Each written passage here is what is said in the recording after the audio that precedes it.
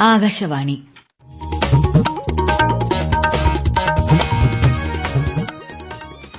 നമസ്കാരം.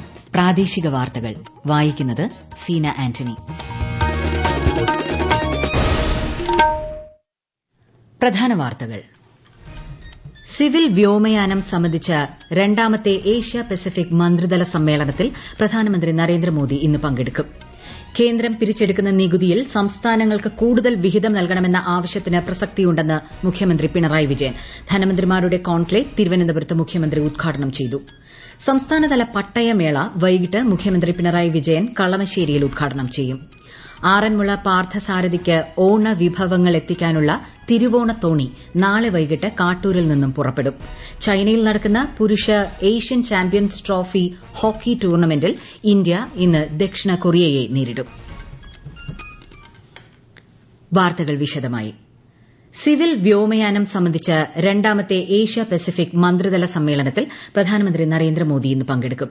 എല്ലാ അംഗരാജ്യങ്ങളും ഡൽഹി പ്രഖ്യാപനം അംഗീകരിച്ചതായി ന്യൂഡൽഹിയിലെ ഭാരത് മണ്ഡപത്തിൽ നടക്കുന്ന ചടങ്ങിൽ പ്രധാനമന്ത്രി പ്രഖ്യാപിക്കും.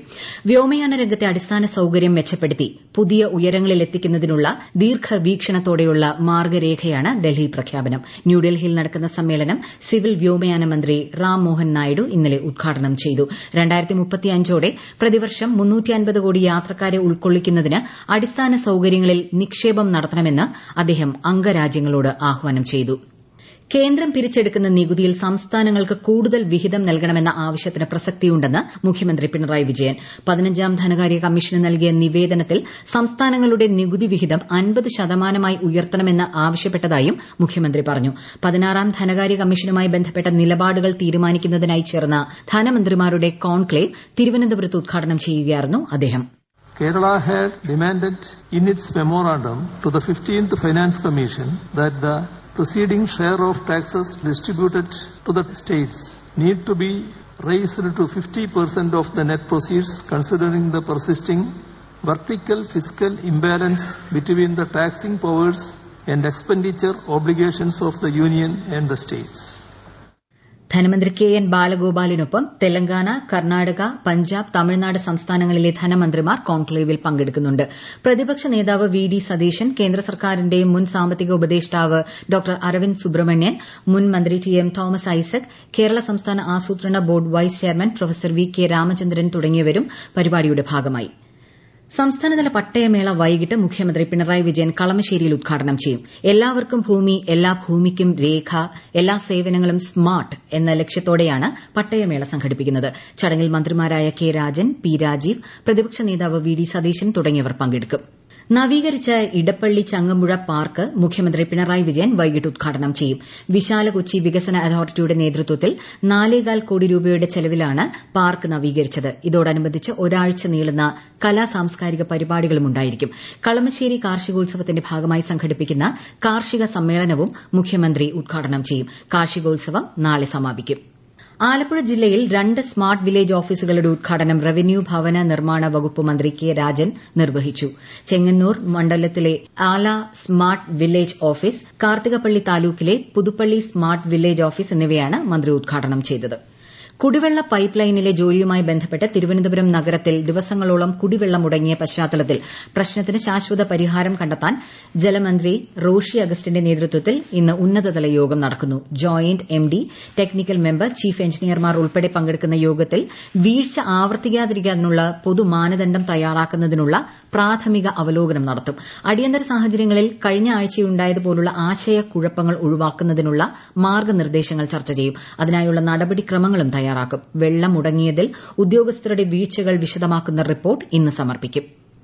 പമ്പിംഗ് പൂർണ്ണമാകുന്നതുവരെ നഗരസഭ ജലവിതരണം തുടരുമെന്ന് തിരുവനന്തപുരം മേയർ ആര്യ രാജേന്ദ്രൻ. കുടിവെള്ളം തടസ്സപ്പെട്ടതു മുതൽ നഗരസഭ ഓൺലൈൻ വഴി 1823 ട്രിപ്പുകളിലായി 17,888 കിലോ ലിറ്റർ കുടിവെള്ളം വിതരണം ചെയ്തു. പമ്പിംഗ് പൂർണ്ണമായാലേ ടാങ്കർ വഴിയുള്ള ജലവിതരണം അവസാനിപ്പിക്കൂവെന്നും നഗരസഭ അറിയിച്ചു. ജലവിതരണം പുനഃസ്ഥാപിച്ചെങ്കിലും ഉയർന്ന പ്രദേശങ്ങളിലെ ജലലഭ്യത പൂർവ്വസ്ഥിതിയിലെത്തിയിട്ടില്ല. ADGP അജിത് കുമാറിനെതിരായ എല്ലാ പരാതികളും പരിശോധിക്കുമെന്ന് CPIM സംസ്ഥാന സെക്രട്ടറി MV ഗോവിന്ദൻ. ഘടകകക്ഷികളുടെ അഭിപ്രായം രേഖപ്പെടുത്തുമെന്നും അദ്ദേഹം പറഞ്ഞു. പാർട്ടിക്കുള്ളിൽ പ്രതിസന്ധി നിലനിൽക്കുന്നില്ല എന്നും അന്വേഷണ റിപ്പോർട്ട് പുറത്തുവരുന്ന മുറയ്ക്ക് നടപടി സ്വീകരിക്കുമെന്നും അദ്ദേഹം പറഞ്ഞു. ഈ വാർത്തകൾ ആകാശവാണിയിൽ നിന്ന്. ചൈനയിൽ നടക്കുന്ന പുരുഷ ഏഷ്യൻ ചാമ്പ്യൻസ് ട്രോഫി ഹോക്കി ടൂർണമെന്റിലെ 4ാം പൂൾ മത്സരത്തിൽ നിലവിലെ ചാമ്പ്യന്മാരായ ഇന്ത്യ ഇന്ന് ദക്ഷിണ കൊറിയയെ നേരിടും. ഉച്ചയ്ക്ക് 1:15-നാണ് മത്സരം. ഇന്നലെ മലേഷ്യയെ 1-8 ഗോളിന് തകർത്ത ഇന്ത്യ ഇതിനകം സെമി ഫൈനലിന് യോഗ്യത നേടി. 9 പോയിന്റുമായി പട്ടികയിൽ ഇന്ത്യ ഒന്നാമതാണ്. ഈ മാസം 17-നാണ് ഫൈനൽ.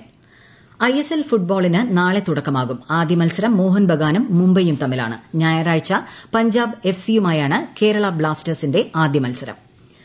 ചടങ്ങുകൾ തെറ്റാതെ ആറന്മുള പാർത്ഥസാരഥിക്ക് ഓണവിഭവങ്ങൾ എത്തിക്കാൻ മങ്ങാട്ട് ഭട്ടാതിരി കുമാരനെല്ലൂരിൽ നിന്നും ചുണ്ടൻ വള്ളത്തിൽ ഇന്ന് രാവിലെ 11 മണിയോടെ യാത്ര തിരിച്ചു.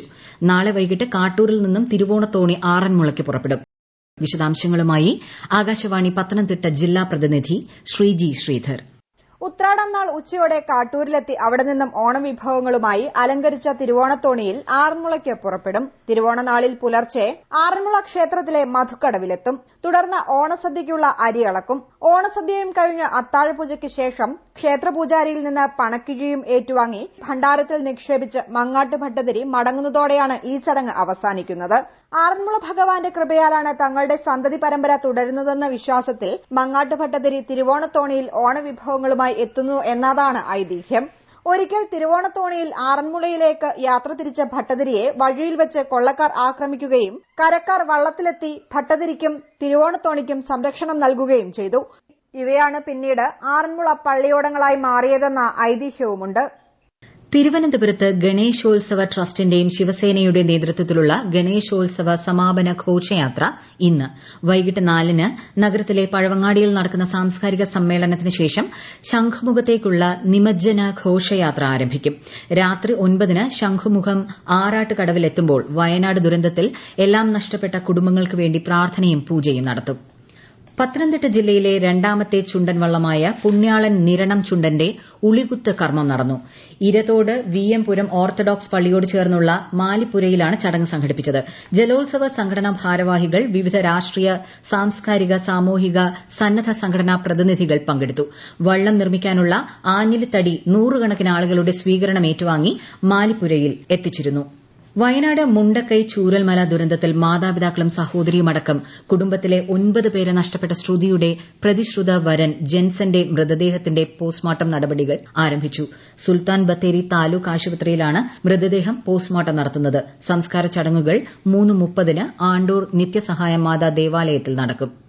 സോളാർ എനർജി കോർപ്പറേഷനിൽ നിന്ന് 500 മെഗാവാട്ട് വൈദ്യുതി വാങ്ങാൻ KSEB തീരുമാനിച്ചു. കരാർ വ്യാഴാഴ്ച ഒപ്പുവയ്ക്കും. യൂണിറ്റിന് ₹3.49 നിരക്ക്. വൈകുന്നേരം 6 മണിക്ക് ശേഷവും ഇതുപ്രകാരം വൈദ്യുതി ലഭിക്കും.